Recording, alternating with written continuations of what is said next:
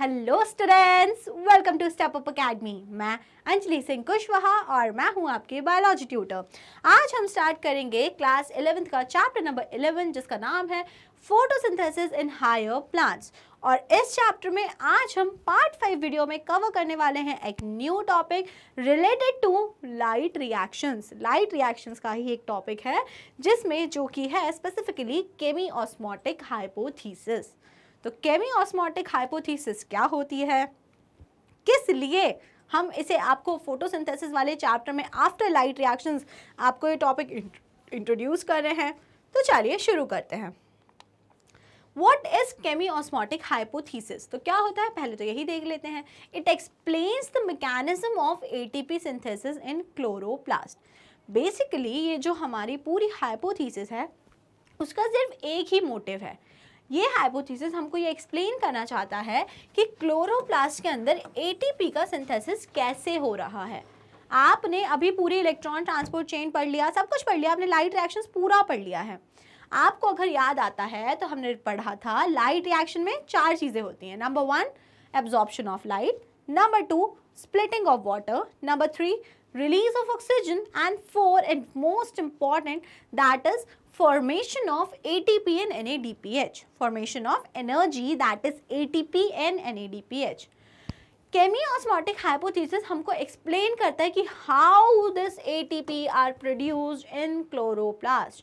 Chloroplast के अंदर किस तरीके से ATP का प्रोडक्शन होता है, क्योंकि लाइट रिएक्शन में अगर ATP प्रोड्यूस नहीं हुए तो डार्क रिएक्शन हो ही नहीं पाएगी। बहुत सिंपल सी बात है। अगर लाइट रिएक्शन में ATP बने तब डार्क रिएक्शन होगी, अगर लाइट रिएक्शन में ATP नहीं बने तो डार्क रिएक्शन नहीं होगी। बहुत सिंपल फंडा है। तो केमियोस्मोटिक हाइपोथेसिस हमें क्या एक्सप्लेन करता है? It explains the mechanism how ATP are form. Chemiosmosis movement of chemi and osmosis. तो भाई 2 वर्ड से मिलके बना है, पहले तो इस वर्ड को ही तोड़ लेते हैं, chemiosmosis and hypothesis.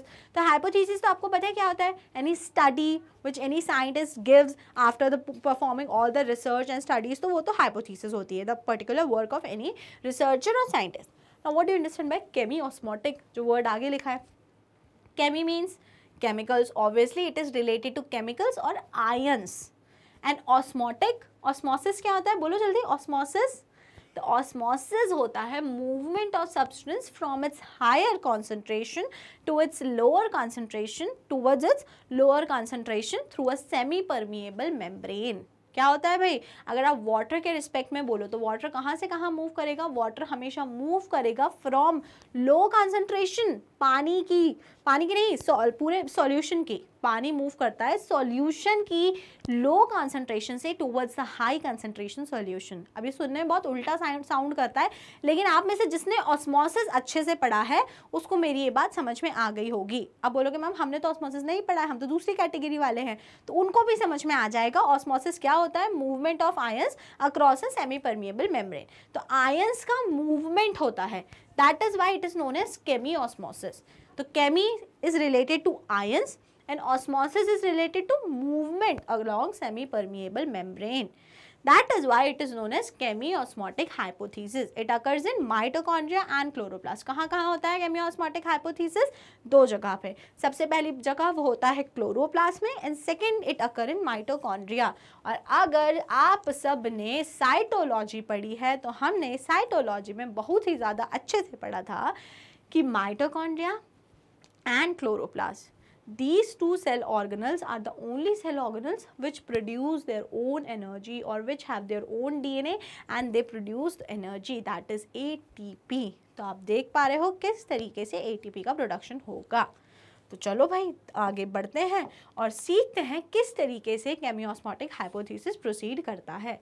As electrons move through the photo system, अभी पढ़ के आ गए, क्या पढ़ा था भाई? इलेक्ट्रॉन्स का मूवमेंट होता रहता है यहाँ वहाँ यहाँ वहाँ। फोटो सिस्टम में पढ़ा था ना, तुम इलेक्ट्रॉन थे, याद आ रहा है? You were electron, the electron acceptor were जोगी बाबा, इलेक्ट्रॉन ट्रांसपोर्ट चेन था बड़ा जोगी बाबा, and then photo system was your home and energy was the पैसा। तो जैसे ही पैसा मिलता था तुम इलेक्ट्रॉन अपने घर से निकल पड़ते थे, तुमको जोगी बाबा उठा के ले जाता था, वो तुमको किसी इलेक्ट्रॉन ट्रांसपोर्ट सिस्टम को दे देता था। जैसे ही वो इलेक्ट्रॉन ट्रांसपोर्ट सिस्टम को तुमको बेच देता था या दे देता था तो उसको पैसे मिल जाते थे, दैट इज एनर्जी मिल जाती थी, दैट इज ATP। पूरी कहानी वही थी। अब इलेक्ट्रॉन्स की कहानी तो क्लियर है, इलेक्ट्रॉन तो तुम हो, तुम्हारा तो ठीक है, ये सब हो गया। प्रोटॉन्स का क्या हो रहा है, वहां प्रोटॉन्स भी तो थे ना, उनके बारे में कोई बात ही नहीं कर रहा है कि बेचारे कहाँ चले गए। इलेक्ट्रॉन्स का तो सब लगे हुए हैं, यहाँ चले गए, वहाँ चले गए, NADP+ को NADPH बना दिया, ATP बना दिया, ये कर दिया, वो कर दिया। इलेक्ट्रॉन्स का ही चर्चा, तुम भाग गए घर से, तुम्हारी ही बातें हो रही हैं। जो घर में रह गए प्रोटॉन, उनके बारे में कोई बात नहीं कर रहा, घर वालों के बारे में। तो अब हम इसको शुरू करते हैं रिलेट करना कि ऑल द प्रोटॉन आर घर वाले। तुम कौन थे, इलेक्ट्रॉन, तुम भाग गए थे, और जो घर वाले पीछे रह गए, ये क्या लिख रही हूँ मैं, हाँ, जो इलेक्ट्रॉन तो तुम थे, तुम जो भाग गए थे, तुम जो भाग गए, तुम भाग गए थे, ठीक है, तुम तो भाग गए थे। अब H+ मतलब प्रोटॉन्स जो पीछे रह गए, उनका डिस्कशन करते हैं। Electron move through the photosystem, protons are transported across the membrane. अब तुम तो पता नहीं कहाँ भटक रहे थे, निकल गए। घर वाले जो प्रोटॉन्स हैं वो बेचारे एफर्ट्स मार रहे हैं, पुलिस स्टेशन जा रहे हैं, कंप्लेन लिखवा रहे हैं, कहाँ चला गया बच्चा हमारा, ढूंढो उसको। तो मतलब वो मेम्ब्रेन के अक्रॉस, सिमिलरली जो ये हमारे प्रोटॉन्स हैं थैलेकॉइड की मेम्ब्रेन के अक्रॉस अंदर बाहर कर रहे हैं किसी पर्पस से, इनर आउट। तो it is due to the removal of proton from stroma for the following reason. तो क्या होता है, प्रोटॉन आर ट्रांसपोर्टेड, प्रोटॉन्स जो हैं, फिर से डायग्राम बना के दिखा देती हूँ। ये क्या है, this is lumen of thylakoid, thylakoid ही लिख देती हूँ, सिर्फ लूमन क्यों लिखना। दिस इज थैलेकॉइड, थैलेकॉइड है, और ये एक पूरा क्लोरोप्लास्ट है बड़ा सा, और ऐसे रहते हैं ना ये सिक्के जो रहते हैं अपने, कॉइन्स रहते हैं, मैंने उसमें से एक कॉइन को बड़ा करके बना दिया है, मोदक टाइप का क्लोरोप्लास्ट। हाँ, चलो ठीक है। फिर उसके बाद में ये जो होता है स्ट्रोमा होता है, जो स्ट्रोमा से H+ ट्रांसफर होके यहाँ पे आते हैं। मतलब प्रोटॉन्स जो होते हैं वो मेम्ब्रेन्स के थ्रू ट्रांसफर होके लूमन ऑफ थैलेकॉइड में आते जाते हैं।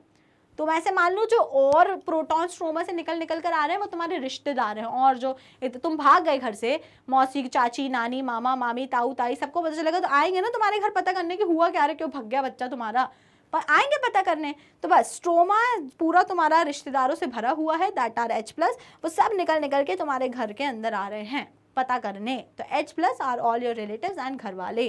तो तुम्हें ये समझ में आया कि जो H+ होते हैं वो प्रोटॉन्स होते हैं, उनका ट्रांसपोर्ट होता है अक्रॉस द मेम्ब्रेन, और कहाँ से होता है, स्ट्रोमा से निकाल कर उनको लूमन ऑफ द थैलेकॉइड में लेकर आ जाते हैं। अब देयर आर 3 वेज या देयर आर 3 रीजंस जिसके कारण H+ इस लूमन ऑफ द थैलेकॉइड में इकट्ठे होते हैं। तो देयर आर 3 रीजन जिसके कारण बहुत सारे H+, ये जो पिंक कलर की आपको लेयर दिख रही है, पिंक कलर की, दिस इज अ थैलेकॉइड, और यहाँ पे इसके अंदर ये जो पूरा मैंने अभी रेड शेड आपके सामने कर दिया, इस पूरे एरिया में बहुत सारे H+ प्रोटॉन्स इकट्ठे होंगे। अब कैसे होंगे वो पढ़ने वाली बात है, चलो देख लेते हैं कैसे होंगे। पहला रीजन, 3 रीजन है, तीनों अच्छे से याद करना है।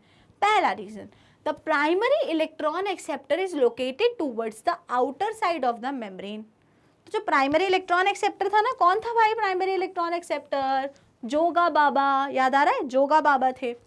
वो प्रेजेंट होता है इस मेम्ब्रेन में बाहर की तरफ, यहाँ बाहर की तरफ प्रेजेंट होता है, ये है बाहर की तरफ प्रेजेंट है, ठीक है, प्रेजेंट है बाहर की तरफ जोगा बाबा of the membrane and transfer its electron to a hydrogen, to a H+ carrier, proton carrier. So this molecule remove a proton from the stroma by transporting an electron. अब उसने क्या करा भाई, इलेक्ट्रॉन कैरियर था तो उसको electron किसके पास में भेजना चाहिए था, इलेक्ट्रॉन एक्सेप्टर था, तो उसको भाई किसी इलेक्ट्रॉन कैरियर के पास में भेजना चाहिए था इलेक्ट्रॉन। लेकिन वो तो जोगा बाबा है, उसका तो दिमाग खराब है, उसने ये इलेक्ट्रॉन एक H+ डोनर मतलब प्रोटॉन कैरियर को दे दिया, डोनर नहीं, एक प्रोटॉन के कैरियर को दे दिया। देना किसको चाहिए था, इलेक्ट्रॉन के कैरियर को, दे किसको दिया, प्रोटॉन के कैरियर को। अब क्या होगा भाई, प्रोटॉन के कैरियर को दे दिया, so this molecule remove a proton from the, अब वो कैरियर तो प्रोटॉन का था, वो तो सगा है ना प्रोटॉन का, वो प्रोटॉन तो उसने निकाल ही लिया था यहाँ स्ट्रोमा से, अपने ऊपर एक प्रोटॉन बिठा के, वो तो भाई अंदर जा रहा था, प्रोटॉन का कैरियर था, प्रोटॉन की गाड़ी थी, वो उसने अपने ऊपर प्रोटॉन को बिठाया, वो बैठ के चुपचाप से अंदर यहाँ लूमन के अंदर आ रहा था, उसने थोड़ी बोला था।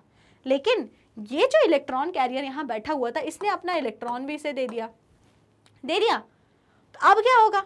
So the molecule remove a proton from the stroma while transporting an electron. अब भाई उसको इलेक्ट्रॉन का ट्रांसपोर्ट करने के चक्कर में प्रोटॉन को बिठाना पड़ा अपने ऊपर। When this molecule passes on its electron to a electron carrier on the inner side of the membrane, proton is released into the lumen of the membrane। बड़ा confusing है, पता नहीं क्या लिखा हुआ है। शुरू से हिंदी में समझेंगे, हिंदी में, अंग्रेजी हमें समझ नहीं आती। शुरू से कहानी ये समझो, यहाँ पर बैठा हुआ है एक कौन? जोगा बाबा। जोगा बाबा, जोगा बाबा मतलब इलेक्ट्रॉन एक्सेप्टर, इलेक्ट्रॉन को पकड़ने वाला।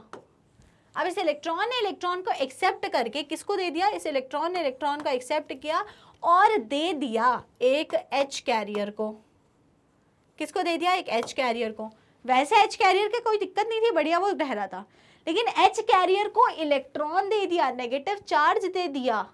तो अब उस इलेक्ट्रॉन को अंदर लाने के चक्कर में ये H कैरियर बाहर वाले स्ट्रोमा से H प्लस को भी पकड़ेगा। किसको पकड़ेगा? H प्लस को भी पकड़ेगा।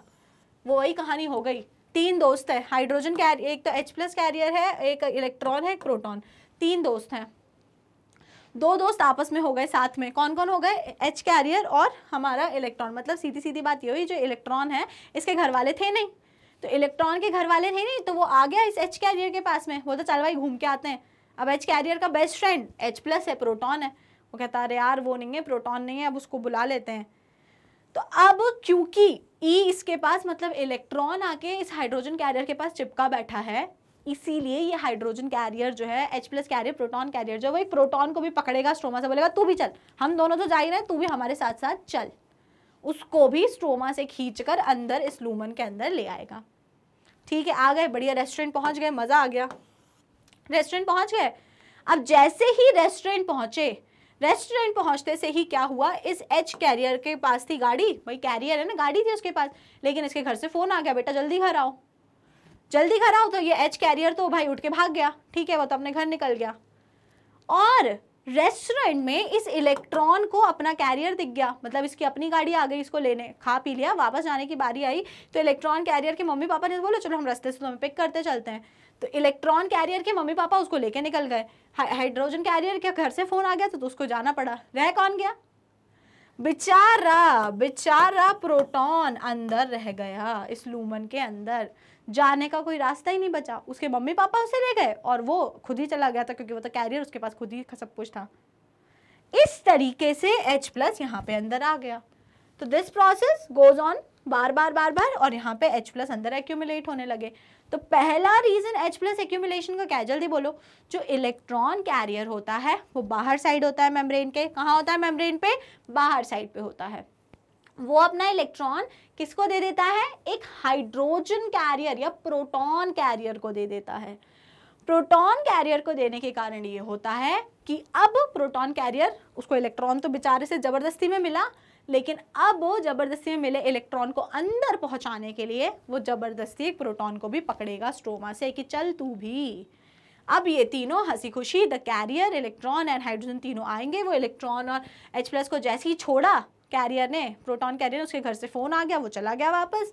अब जो ये इलेक्ट्रॉन था उसको अपना कैरियर मिल गया वहां पे, वो अपने इलेक्ट्रॉन कैरियर के पास चला गया और बेचारा प्रोटॉन वहीं अंदर रह गया। अब पढ़ो जरा फिर से एक बार, शुरू से पढ़ते हैं। The primary electron acceptor is located towards the outer side of the membrane and transfer its electron to a H carrier. So this molecule remove a proton from the stroma.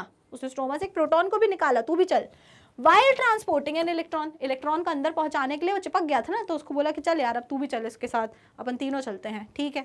When this molecule passes on the electron, अब ये जो molecule था उसने अपना electron पास करा to the electron carrier, तो वही electron carrier के घर वाले आए, इलेक्ट्रॉन को लेके चले गए। On the inner side of the membrane, अंदर proton release into the lumen of the membrane, और बेचारे प्रोटॉन को इधर अंदर लूमन में ही रहना पड़ा, लूमन ऑफ द मेम्ब्रेन के अंदर। तो पहला रीजन क्या हो गया? Position of electron, position of primary electron acceptor कहाँ होती है? आउटर साइड पे होती है। क्लियर सारी कहानी? तो चलो फिर आगे बढ़ जाते हैं और कुछ देख लेते हैं। Second, the NADP reductase enzyme is located on the stroma side of the membrane. NADP reductase enzyme था ना, जो एक्सेप्ट करा था इलेक्ट्रॉन्स को और कन्वर्ट कर रहा था उसको NADPH में, कहाँ प्रेजेंट होता है? It is lie on the stroma side, outer side पे लाई करता है। Along with electrons coming from PS1, protons are necessary to reduce NADP+. These protons are also removed from the stroma. Very easy story. NADP reductase enzyme, non-cyclic photophosphorylation याद आ रहा है ना सबको? हाँ, तो NADP reductase enzyme जो होता है, NADP reductase enzyme क्या करता था? NADP+ को कन्वर्ट करता है इनटू NADPH। तो इसके लिए यहाँ पे क्या चाहिए होते हैं? इलेक्ट्रॉन्स चाहिए होते हैं, लेकिन जितना ज़रूरी यहाँ पे इलेक्ट्रॉन है उतना ही ज़रूरी यहाँ पे प्रोटॉन भी है। तो NADP रिडक्टेज जब NADP+ से NADPH बनाता है तो इलेक्ट्रॉन्स तो होते ही होते हैं, लेकिन साथ में वो प्रोटॉन्स का भी रिमूवल कर लेता है फ्रॉम द स्टोमा, वो प्रोटॉन्स को भी अपने साथ ले लेता है। Now read it, the NADP reductase enzyme is located on the stroma side of the membrane along with electrons coming from PS1। Protons are also necessary for reduce NADP+। These protons are also remove from the stroma. और इसी stroma से, stroma बाहर वाला part, stroma से H+ को remove कर लिया, तो वो भी सारे H+ कहाँ आ गए? यहाँ आ गए। ये पहले जो बेचारा अपने दोस्तों का धोखा खाया हुआ वो वाला, ये वाला कौन है? जिसको पकड़ के लाया गया क्योंकि यहाँ पे काम था उसका। और तीसरा रीजन आप सब जानते हैं, due to splitting of water. तो अगर आपको याद आ रहा है, वाटर की स्प्लिटिंग होती थी लूमन ऑफ थैलेकॉइड में। लूमन ऑफ थैलेकॉइड में स्प्लिट होता था into 2 electrons plus 2 protons and nascent oxygen. Oxygen निकल जाती थी as byproduct. 2 electrons use हो जाते थे इन नॉन साइक्लिक फोटोफॉस्फोरिलेशन, और ये जो 2H+ रह गए ये यहाँ इस लूमन के अंदर एक्यूमुलेट हो जाते हैं। तो ये कौन सा H+ है? जो वाटर की स्प्लिटिंग के कारण आए। तो अब आप मुझे बताओ, व्हाट आर द 3 रीजन जिसके कारण H+ एक्यूमुलेट होते जाते हैं इन the lumen of the thylakoid? Number 1, primary electron acceptor बाहर साइड पे होता है। ये देखो P680 P700 लिखा है ना, तो प्राइमरी इलेक्ट्रॉन एक्सेप्टर्स जो हैं फोटो सिस्टम्स, और उनके एक्सेप्टर्स बाहर की तरफ हैं। तो उसने क्या करा? इलेक्ट्रॉन कैरियर को दिया, फिर इलेक्ट्रॉन कैरियर अंदर आया तो इलेक्ट्रॉन कैरियर अपने निकल गया और प्रोटॉन को यहीं छोड़ दिया। दूसरा reason, NADP reductase enzyme. NADP reductase को इलेक्ट्रॉन तो चाहिए चाहिए, लेकिन उसको रिडक्शन करने के लिए प्रोटॉन भी चाहिए, तो वो वाले प्रोटॉन भी निकाल लिए। तीसरा रीजन, तीसरा is the splitting of water. पानी की स्प्लिटिंग को इलेक्ट्रॉन पार्टिसिपेट करके नॉन साइक्लिक फोटोफॉस्फोरिलेशन में, और जो प्रोटॉन्स थे वो अगेन यहाँ पे आ गए। तो कुल मिला के इन 3 प्रोसेसेस का रिजल्ट क्या हो रहा है? चलो बताओ। इन 3 प्रोसेसेस का रिजल्ट ये हो रहा है कि there is accumulation of proton in the lumen of the thylakoid. Thylakoid की लूमन में बहुत सारे प्रोटॉन्स यहाँ पर इकट्ठे होते जा रहे हैं। Lumen is full of H+, बहुत सारे H+ भर गए, ढेर सारे H+ आ गए। तो अब क्या हो रहा है आप बताओ मुझे, आप बताओ। अब हो ये रहा है H+ की कंसंट्रेशन, इसको अगर मैं इरेज करूं, वाटर की स्प्लिटिंग तो सबको ही आती है, बचपन से आती है। अगर मैं वहां पे डिस्कशन करूं तो H+ की हाई कंसंट्रेशन कहाँ पे हो गई है बताओ? हाई कंसंट्रेशन कहाँ हो गई है? इन द लूमन। और H+ की लो कंसंट्रेशन कहाँ पे क्रिएट हो गई है? कंपैरेटिवली लो कंसंट्रेशन उसकी क्रिएट हो गई है कंपैरेटिवली इन द स्ट्रोमा। तो आप अगर यहाँ पे देखो तो यहाँ पर एक कंसंट्रेशन ग्रेडियंट जनरेट हो गया है। क्या जनरेट हो गया है? Concentration gradient. कंसंट्रेशन ग्रेडियंट का क्या मतलब होता है? Difference in concentration. क्या जनरेट हो गया है? Concentration gradient. Concentration gradient generate हो गया है। अब कंसंट्रेशन ग्रेडियंट जनरेट हुआ मतलब कि H+ की कंसंट्रेशन इस लूमन के अंदर बहुत ज़्यादा बढ़ गई है, और उसके कंपैरेटिवली जो आसपास का स्ट्रोमा है उसमें बहुत ज़्यादा कम हो गई है। ठीक है, यहाँ तक की सारी कहानी सारे बच्चों को समझ में आ गई है। सांस ले लेते हैं, थोड़ी सी रेस्ट कर लो, फिर आगे चलते हैं। ठीक है, यहाँ तक तो सीख गए। काफ़ी आसान है, काफ़ी आसान। ओके चलो, ले ली सांस, हो गया, मज़े आ गए। चलो अब आगे चलते हैं। अब hence protons in stroma are decrease. Protons जो थे स्ट्रोमा में कम हो गए, एंड लूमन में बहुत सारे प्रोटॉन हो गए, एक्यूमुलेट हो गए। It creates a proton gradient. इसके कारण एक प्रोटॉन ग्रेडियंट क्रिएट हो गया। ग्रेडियंट मतलब डिफरेंस। प्रोटॉन ग्रेडियंट क्रिएट हुआ अक्रॉस द थैलेकॉइड मेम्ब्रेन, जहाँ पर स्ट्रोमा में प्रोटॉन्स की कंसंट्रेशन कम हो गई है और लूमन ऑफ द थैलेकॉइड में प्रोटॉन की कंसंट्रेशन बढ़ गई है। Breakdown of proton gradient leads to synthesis of ATP by ATP synthase enzyme. अब ग्रेडियंट तो क्रिएट हो गई। आप बोलोगे मैम इस ग्रेडियंट का अचार डालना है क्या? नो, अचार नहीं डालना है। इसी ग्रेडियंट को ब्रेक करके हमको एटीपी बनाना है। अब कैसे बनेंगे एटीपी समझते हैं। ये जो पूरा थैलेकॉइड है, इसकी लूमन, इसके मेम्ब्रेन पे, या आप डायग्राम खोल लो एनसीईआरटी का सब लोग, इसके मेम्ब्रेन पे यहाँ तो आपको चलो जो भी दिख रहा है, नीचे अगर आप देखो तो आपको एक ग्रीन कलर का बॉक्स दिख रहा है और उसके नीचे एक पिंक कलर का सर्कल दिख रहा है। ये जो दो कंपोनेंट से कुछ इस तरीके का स्ट्रक्चर बना है on the membrane of thylakoid. This structure is known as ATP synthase enzyme. लिख क्यों रही हूँ, ये लिखा तो है। ये जो बना हुआ है यहाँ पे, ये क्या है? ये है ATP synthase enzyme. ATP synthase enzyme मतलब जो एटीपी के फॉर्मेशन में हेल्प करेगा। एटीपी सिंथेज जो एटीपी का सिंथेसिस करवाएगा। एटीपी सिंथेज जो होता है वो एटीपी कब बनाएगा? वो एटीपी जब बनाएगा जब हम ये बने हुए प्रोटॉन ग्रेडियंट को तोड़ेंगे। ग्रेडियंट क्या कहता है? ग्रेडियंट ये कहता है कि H+ की कंसंट्रेशन लूमन ऑफ द थैलेकॉइड्स में बहुत ज़्यादा रहेगी, काफ़ी हाई-फाई रहेगी, काफ़ी हाई-फाई, और स्ट्रोमा में H+ की कंसंट्रेशन काफ़ी कम रहेगी। अगर ऐसा है तो सब ठीक है, नहीं तो अब बताते हैं फिर। ये नॉर्मल है। लेकिन अगर मैं बोलूँ मुझे नहीं अच्छा लग रहा, मैं तो यहाँ से H+ निकाल दूंगी बाहर। मैं यहाँ से क्या निकाल दूंगी? H+ बाहर निकाल दूंगी। तो अगर मैं यहाँ से H+ को बाहर निकाल रही हूँ, मतलब मैं किसको ब्रेक कर रही हूँ? I am breaking the concentration gradient. I am breaking the concentration gradient. तो जब यहाँ से लूमन ऑफ द थैलेकॉइड से H+ बाहर जाएंगे कंसंट्रेशन ग्रेडियंट को ब्रेक करते हुए, और इस एटीपी सिंथेज के थ्रू H+ बाहर निकलेंगे, तो एटीपी का फॉर्मेशन होगा। कंसंट्रेशन का ब्रेकडाउन हुआ, कंसंट्रेशन ग्रेडियंट का ब्रेकडाउन हुआ, एटीपी सिंथेज एंजाइम के थ्रू H+ होंगे, वो इस तरीके से बाहर आएंगे H+, और क्या हो जाएगा? और एटीपी का सिंथेसिस हो जाएगा। अब हो तो जाएगा वो तो ठीक है, लेकिन ये जो एटीपी सिंथेज होता है इसके बारे में थोड़ा सा पढ़ लेते हैं। एटीपी सिंथेज एंजाइम दो पार्टिकल से मिलकर बनता है। जो पहला पार्टिकल जो मेम्ब्रेन में फिक्स्ड है, इस थैलेकॉइड मेम्ब्रेन में फिक्स्ड है, it is known as C0। It is known as C0। और जो बाहर प्रोजेक्ट करता है, it is known as C1 particle.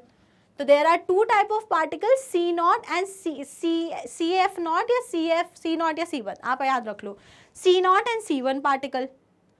अब क्या होता है? ये जो पार्टिकल है, जो C0 है, वो मेम्ब्रेन में एम्बेडेड होता है, और जो C1 पार्टिकल है वो बाहर प्रोजेक्ट करता है। It projects outside the membrane. तो structure of ATP synthase is very very important. ठीक है, नाउ एटीपी सिंथेज में दो पार्ट्स होते हैं। ये देखो, पहला क्या है? CF0। पहले पार्ट का नाम क्या है? CF0।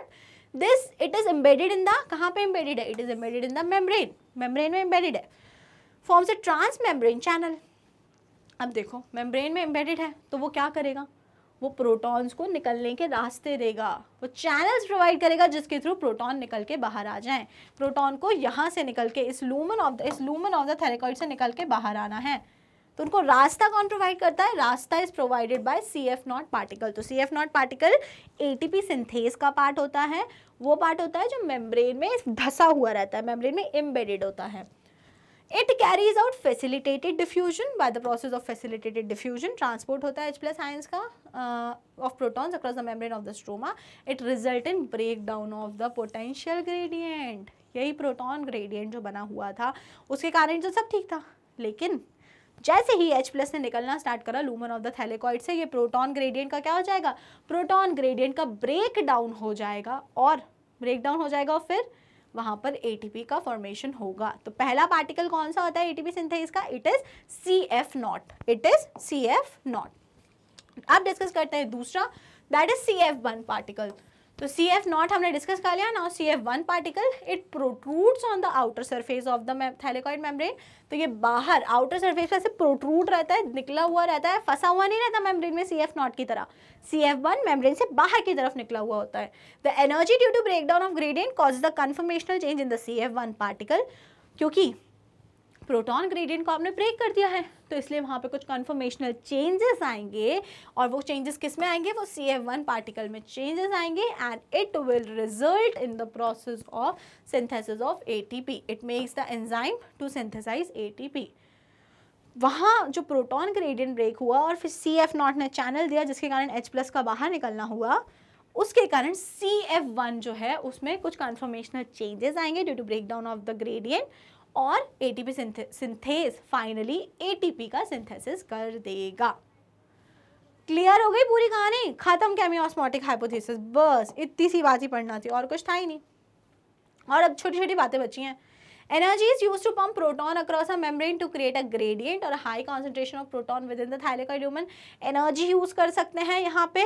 Second, ATP synthase has a channel for the diffusion of proton back across the membrane. This releases energy to activate ATP synthase that catalyzes formation of ATP. तो भाई ये सब जो बातें हैं ये मुझे इतनी मेन नहीं लगती, क्योंकि आपको जो मेन कंसेप्ट है वो क्लियर हो गया है कि ATP synthase से 2H+, देखो कुछ कुछ NCERT बुक्स में 2H+ लिखा है और कुछ कुछ में 3 लिखा है. मतलब कि कुछ बुक्स ऐसा लिखती हैं जब 2 हाइड्रोजन या 2 प्रोटॉन CF0 से यहाँ पे बाहर आएंगे तब एक ATP बनेगा. कुछ बुक्स लिखती हैं कि जब 3 प्रोटॉन यहाँ से बाहर आएंगे तब एक ATP बनेगा. तो आप देख लो आपके NCERT में क्या लिखा है, उसके अकॉर्डिंग आप इसको कंफर्म कर लो. अब ATP सिंथेसिस में चैनल होता है जो वापस से प्रोटॉन्स को पंप कर सकता है और ATP का सिंथेसिस कंटिन्यू रहता है. So this is everything about chemiosmotic hypothesis in which we learn how ATP are formed. तो ATP फॉर्म कैसे होते हैं, अगर मैं अभी 30 सेकेंड्स के अंदर अगर रिविजन कराऊं तो देखो कैसे हम याद करेंगे. सबसे पहले this is lumen of the thylakoid और this is the membrane. Membrane पे प्रेजेंट होते हैं क्या प्रेजेंट होते हैं, ATP सिंथेस प्रेजेंट होते हैं. नाउ देर आर 3 रीजन कि इस लूमन के अंदर H+ की कंसंट्रेशन बढ़ती है. पहला, position of electron acceptor. Second, NADP reductase enzyme. And thirdly, splitting of water. इन तीनों फैक्टर के कारण इस लूमन के अंदर H+ बहुत ज़्यादा बढ़ गया, तो प्रोटॉन ग्रेडियंट क्रिएट हो गया. जैसे ही प्रोटॉन ग्रेडियंट को तोड़ा तो ये ATP सिंथेज एक्टिवेट हो जाता है. ये ATP सिंथेज जो होता है ये एक्टिवेट हो जाता है, और 2H+ जैसे ही ब्रेक डाउन हुआ CF0 CF1 मिलके ATP का सिंथेसिस स्टार्ट कर देते हैं. हो गया इजी, खत्म कहानी. ओहो भैया मजा ही आ गया. And that is it for today. तो ये हमने आज कवर करा इंपॉर्टेंट टॉपिक केमियोस्मोटिक हाइपोथेसिस. अगर स्कूल में आता तो सीधे 5 नंबर में आएगा. तो आप अगर इसको समझ लोगे तो इजी हो जाएगा, नहीं तो रटोगे तो कभी नहीं रटते बनेगा. भाई बहुत एक्सपीरियंस रूम है, रट नहीं पाओगे इस टॉपिक को, तो समझ के ही पढ़ना. कोई भी डाउट हो तो अपने डाउट्स को कमेंट सेक्शन में मेंशन करो, और नहीं तो फिर वीडियो को कर दो जल्दी से लाइक, स्टेप अप अकेडमी को कर लो सब्सक्राइब, और तब तक के लिए टाटा बाय बाय.